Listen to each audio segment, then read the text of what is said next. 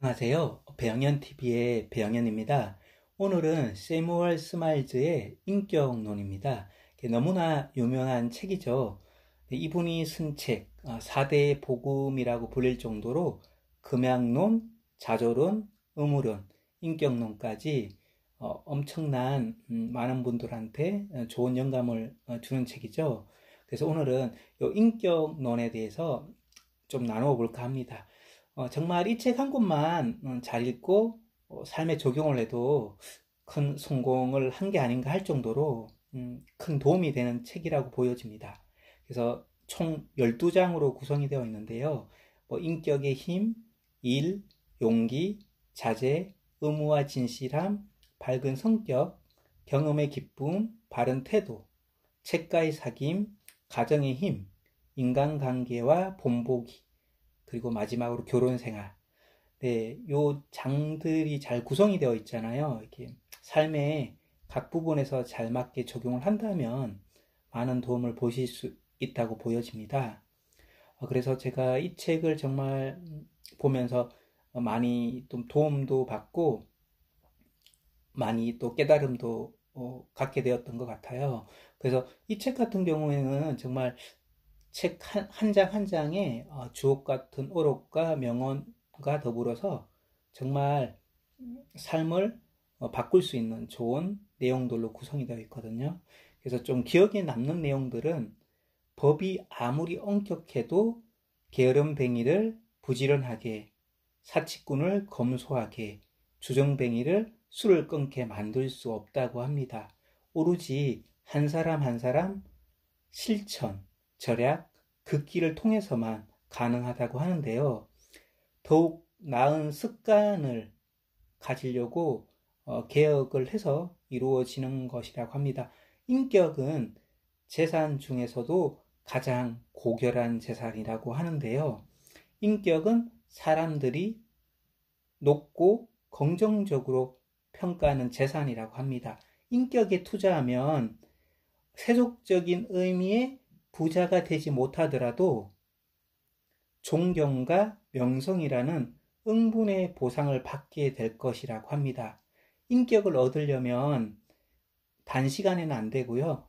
지속적으로 자신을 가다 닦는 노력이 필요하다고 합니다. 네, 조지 허버트라는 분은 선한 삶은 방대한 지식에 맞먹는 가치를 지닌다고 합니다. 배움을 경시해서는 안 되겠지만 배움은 선한 목적에서 추구해야 한다고 하는데요. 성경에서도 만난 사람을 제외하고는 내가 만난 사람들 중에 가장 고귀한 마음을 지닌 이들은 제대로 배우지 못한 가난한 이들이었다고 하는 부분이 나오더라고요. 부와 인격의 도화와 아무런 관련이 없다고 합니다. 부는 타락의 원인이 될 뿐이다. 이런 말도 나오고요. 지속적으로 유익한 일은 하는 것이 몸과 마음 모두를 건강하게 한다고 합니다. 몽테류는 철학자에 대해서 학문에서 이 업을 이룬 사람들은 직무에서도 더욱 탁월함을 드러낸다고 하는데요. 적절한 취미로 심신을 달래라고 합니다. 하지만 최고의 취미는 지적인 취미라고 하는데요. 그리고 무엇인가를 결정할 때 다른 사람에게 도움을 구하는 것은 소용이 없을 뿐더러 좋지 않다고 하더라고요. 자기 자신에게 의존하고 상황이 위급할수록 자신의 용기에 의지하는 습관을 길러라고 하더라고요. 열정은 사람을 유능하게 만든다고 합니다.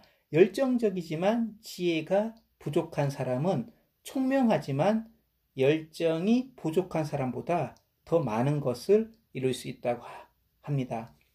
성공은 자제력에 달렸다고 하는데요. 다른 사람들과 평화롭게 지내고 싶다면, 그리고 그들로부터 존경받고 싶다면 그들의 개성을 존중해야 한다고 하더라고요. 그리고 훌륭한 사람들은 재산을 아껴 쓰며 빚지지 않고 성실히 살아간다고 하는 부분도 나오고요. 그는 진실함이 가장 남자다운 미덕이자 남자다움의 토대로 생각했다. 밝은 성격은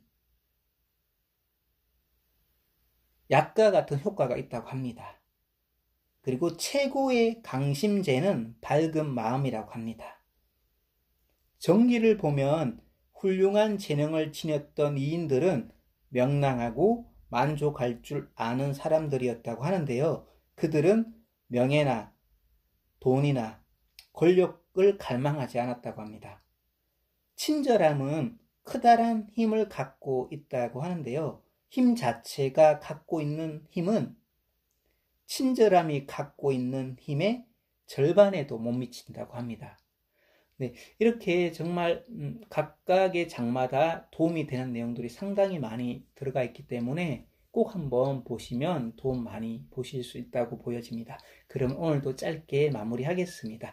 늘 좋아요와 구독 감사합니다. 사랑합니다. 축복합니다.